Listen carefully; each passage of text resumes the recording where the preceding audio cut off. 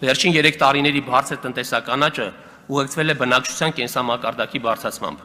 որի մասին նաև վկայում են կենսամակարդակը բնութագրող հիմնական ցուցանիշների դրական դինամիկաները, այդ թվում աշխատավարձի, աղքատության, սոցիալական բևեռվածությունը բնութագրող ցուցանիշները։ Հատկանշականն այն է, որ 2024 թվականին աշխատավարձերի եւ վարձու աշխատողների աճը գրանցել տնտեսության գրեթե բոլոր ոլորտներում։ 2024 թվականին միջին ամսական անվանական աշխատավարձը աճել է 6.4%-ով, կազմելով 287.172 դրամ, իսկ վարձու աշխատողների թիվը 5.2%-ով, կազմելով 760.555 մարդ։ Աշխատավարձի աճին հիմնականում նպաստել են մեծածախ եւ մանրածախ առևտրի, կրթության, մշակող արդյունաբերության, շինարարության, ինչպես նաև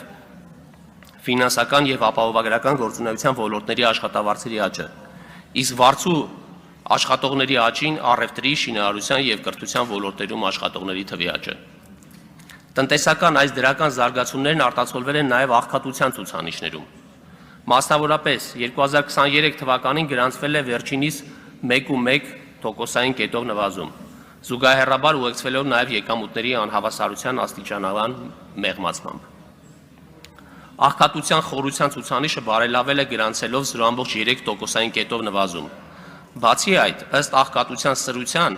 անհավասարությունը մնացել է հարաբերականորեն կայուն մակարդակում։ Դրական զարգացումներ են գրանցվել նաև բազմաչափ եւ հարաբերական աղքատության տեսանկյունից, համապատասխանաբար 3.4 եւ 0.9%-ային կետով նվազմամբ։ Ծայրահեղ աղքատությունը նվազել է 0.1%-ային կետով։ Ընդ որում, ընթացիկ դրական զարգացումները հնարավորություն են տալիս ենթադրել, որ աղքատության նվազման միտումը կկրի շարունակական բնույթ։ Հատկանշական մեկ այլ փաստ ևս։ Վերջին տարիներին զուտ արտահանումը զգալիորեն բարելավվել է։ Եթե 2011-17 թվականներին զուտ արտահանումը հնայում միջինում կազմում էր -16.5%, իսկ 18-21 թվականներին կազմել է -11.2%, ապա 22-24 թվականներին միջինում կազմել է -1.1%, որին զգալիորեն դրական նպաստ է բերել ծառայությունների արտահանման դերի բարձրացումը։ 2024 թվականին բյուջեի եկամուտները կազմել են 2 տրիլիոն 579 միլիարդ դրամ, որից հարկային եկամուտները եւ պետական տուրքերը 2 միլիարդ 391 միլիարդ դրամ, ինչը ցածր է եղել ճշտված պլանից 188 միլիարդ դրամով։ Արդյունքում հարկեր հնացուցանիշը կազմել է 23.5%, 2023 թվականի 24%-ի դիմաց։ 1000 մի մեկնաբանություն եղավ հարկերի հավաքման թեմայով, սկսած ֆինանսների նախարարության կողմից սխալ պլան կազմելուց եւ վերջացրած տնտեսության կոլապս բուժող լուրերով։ Թույլ տվեք պարզաբանել։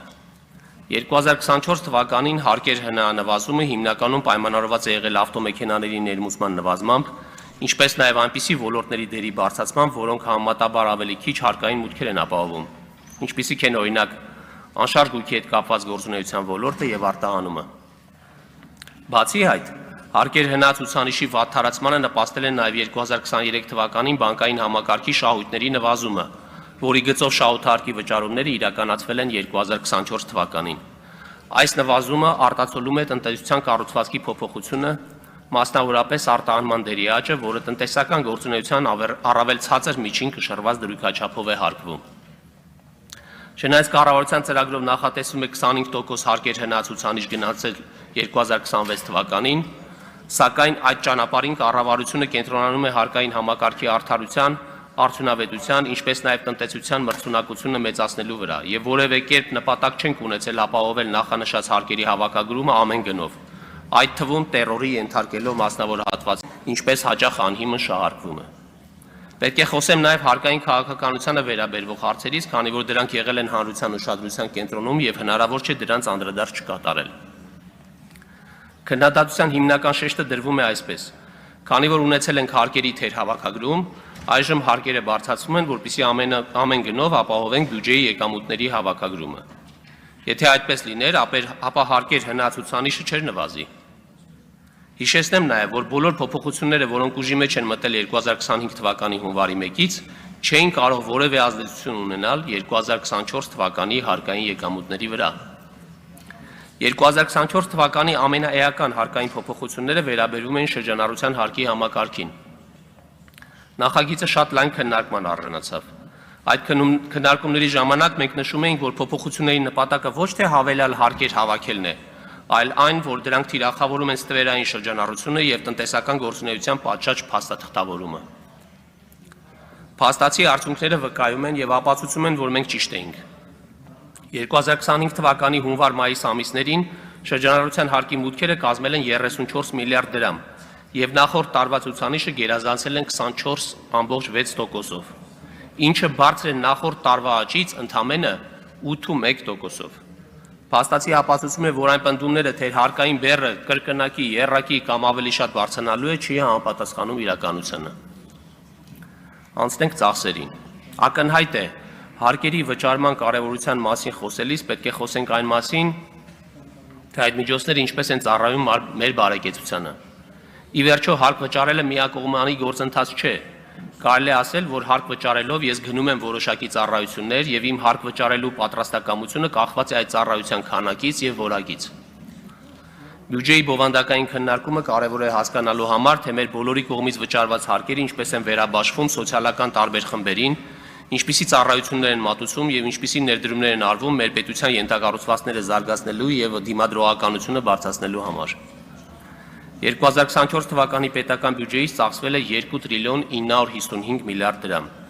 որից 558 միլիարդ դրամը կազմել են կապիտալ ծախսերը։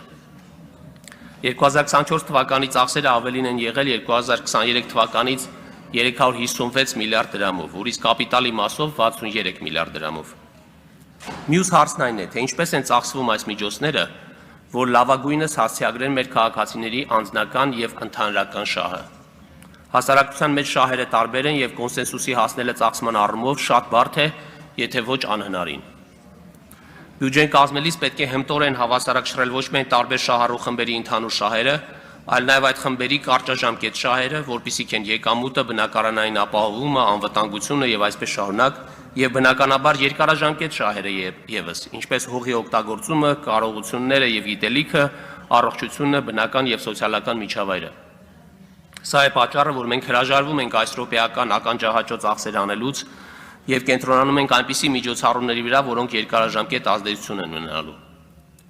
Նույնիսկ սև ցուցակում հայտնված մեր քաղաքացիների համար եկամտահարկից վարկային պարտավորությունների մարման ծրագիրը, որ շատերի կողմից քննադատվեց որպես պոպուլիստական, համարում եմ չափազանց էական։ Մենք համաձայնեցինք այսօր հրաժարվել մեր եկամուտների մի մասից, հնարավորություն տալու մեր հասարակության աշխատունակ մի ստվար զանգվածի, վերաինտեգրվել աշխատաշուկայում եւ օգտվել ֆինանսական ծառայություններից։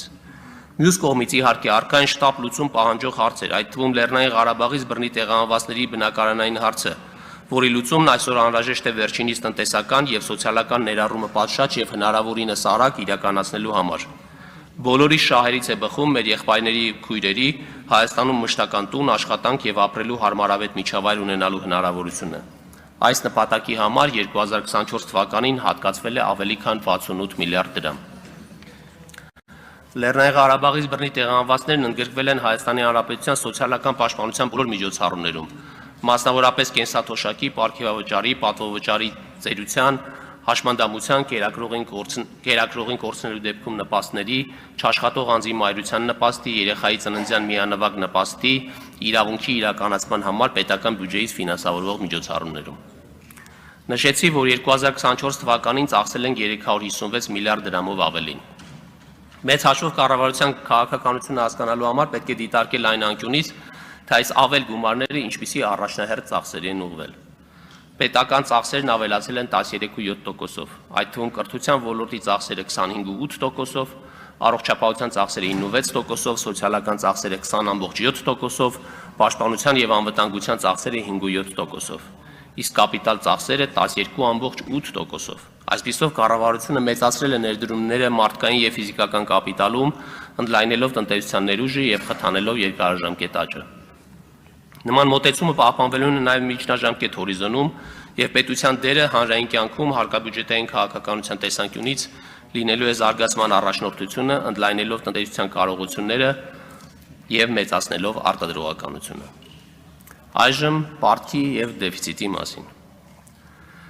Կառավարության համար առաջնահերթ է պահել պարտքի բեռը 50%-ի շրջանակներում, որը գնահատված է որպես ապահով մակարդակ եւ ամրագրված է հարկաբյուջետային կանոններում։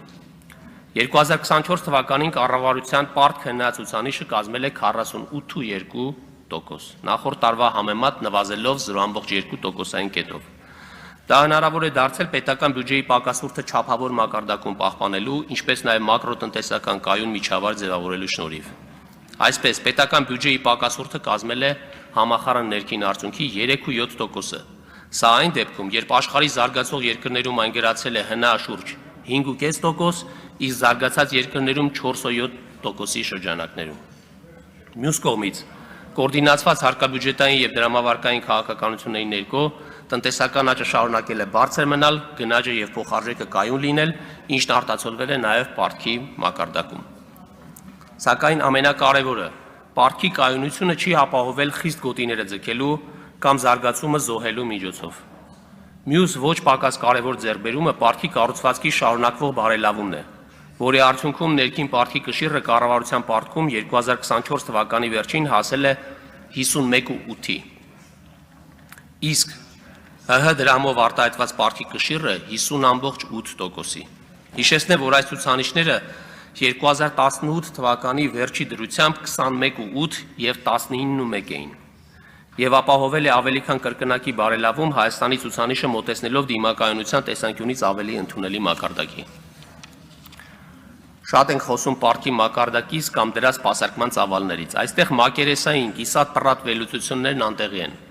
բայց հենց սրանով էլ զբաղված են պսևդո վերլուծաբանները եւ դեղին մամուլը նպատակ ունենալով ապակողնորոշել եւ ահաբեկել մեր հանրությանը։ 2024 թվականի պարտքի սպասարկմանը ուղղվել է 314 միլիարդ դրամ, ծախսերի 10.6%-ը։